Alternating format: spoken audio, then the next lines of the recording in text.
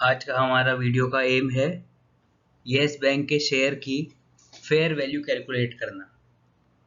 हम कोशिश करेंगे कि वर्स्ट से वर्स्ट केस में येस बैंक की फेयर वैल्यू क्या है। इसमें हम अज्यूम करेंगे कि मान लीजिए एआरसी का फॉर्मेशन होता ही नहीं है।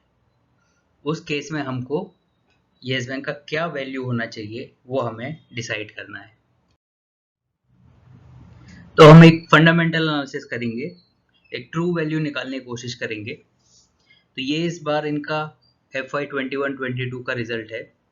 तो इसमें हमने देखा कि ऑपरेटिंग प्रॉफिट जो है before provision and contingencies and before taxes जो इनका ईयर एंडेड का है वो है 2915 करोड़।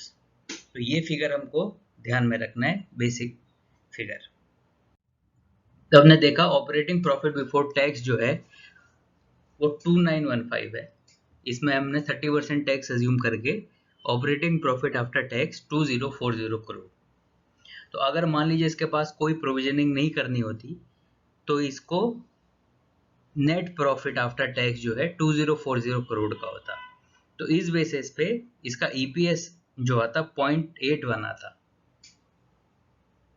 तो ये एक हाइपोथेटिकल केस है और क्योंकि इसके पास प्रोविजन भी करना होता है इसको, पर हम देखेंगे हम कैसे इसे कैलकुलेशन में लेते हैं। तो सिर्फ ऑपरेटिंग प्रॉफिट के बेसिस पे और इसके ईपीएस के बेसिस पे अगर इसे पीई 30 का मिले तो इसका वैल्यू 24.3 होना चाहिए था, पर एक्चुअल में इसका वैल्यू है 13 रुपए के आसपास। तो ऐसा क्यों है? हम सब जानते ही हैं कि इसकी रीजन है नॉन परफॉर्मिंग एसेट जो कि इसका एनपीए बना है। तो इस एनपीए को हम वैल्यू में कैसे लें? तो अभी हमें पता है कि इसका नेट एनपीए भी जो बचा है वो हमने रिजल्ट से लिया है स्क्रीनशॉट। तो नेट एनपीए जो बचा है वो 8204 करोड़ रुपए बचा है। तो हम ये पैसा कहाँ से लाएं कि इसका नेट एनपीए जीरो कर दें? मान लीजिए ये हम इक्विटी डाइल्यूट करके लेते हैं और इतना इक्विटी डाइल्यूशन करते हैं कि 8200 करोड़ रुपए हम मार्केट से उठा लें। तो उसके लिए मैंने एक अज्यूम कर रहा है कि सपोज हमने 10 रुपए पे नई 820 करोड़ नई इक्विटी दे दी, तो टोटल अमाउंट रेज हमारा 8200 करोड़ हो गया जो कि हमारे नेट एनपीए के बराबर है।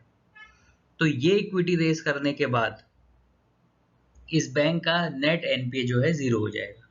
दैट मीन्स पूरा एनपीए जो है, जो भी पूरा ग्रॉस एनपीए है वो पूरा प्रोविजन हो जाएगा और कोई भी नया पैसा इसको प्रोविजनिंग पे नहीं लगाना पड़ेगा। तो उस केसेस में बैंक का क्या सिनेरियो बनेगा? तो उस केसेस में अब हम फिर से ऑपरेटिंग प्रॉफिट पे जाएंगे FY 21 के। तो हम ट्रेलिंग ऑपरेटिंग प्रॉफिट ले रहे हैं जो कि आगे आते इंप्रूव होता रहेगा क्योंकि इन्होंने बोला इनका नेट इंटरेस्ट मार्जिन जो है वो बढ़ता रहेगा। फिर भी हम एक लोअर एस्टिमेट, मतलब इससे कम तो इसका ऑपरेटिंग प्रॉफिट नहीं होगा अगले साल। तो वो हमने बोला है 2040 करोड़ जो हमने इनके एनुअल रिजल्ट से लिया है। तो अब एक नई इक्विटी डाइल्यूट करके इसके शेयर हो जाएंगे 3325 करोड़।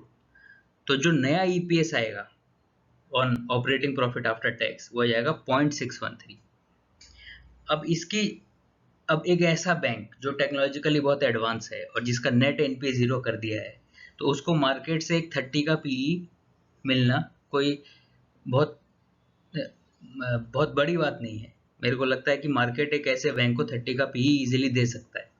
तो उस केसेस में एक नेट एनपीए जिस बैंक का जीरो है और जो टेक्नोलॉजी का एडवांस है और जिसका ईपीएस 0.613 है, तो उसकी फेयर वैल्यू 18.4 होनी चाहिए। तो जो आज के सिनेरियो में है कि अगर मान लीजिए एआरसी फॉर्म भी नहीं होता है और मान लीजिए ये नेट एनपीए को जीरो करने के लिए इक्विटी डाइल्यूशन से भी अगर पैसा उठाते हैं तो भी इस शेयर का प्राइस 18.4 होना ही चाहिए। तो दोस्तों ये मैंने एक अलग तरीके से इस बैंक को समझने की कोशिश करी है और मेरा काफ़ी पैसा इसमें इन्वेस्टेड है। तो मैं एक डिस्क्लेमर भी चाहता हूँ कि मेरा जो है एनालिसिस बाइस्ड भी हो सकता है। तो मेरे हिसाब से इसको शॉर्ट टर्म में 18.4 तक जाना ही चाहिए जो कि एक 43% रिजल्ट रिटर्न मिलना चाहिए। मैं डिस्क्लेमर दे दूं कि मैंने ये खुद के पर्पस के समझने के लिए बनाया है और मैं हेविली इन्वेस्टेड हूँ इस बैंक में और मैं कोई फाइनेंशियल एडवाइज़र नहीं हूँ। तो आप अगर अपना डिसीजन लें तो अपने एडवाइज़र से पूछ के ही करें। तो आप ज़रूर बताएं कि आपको वीडियो कैसा लगा, पसंद आया या नहीं आया, और प्लीज़ लाइक, सब्सक्राइब और शेयर करिए। थैंक यू दोस्तों।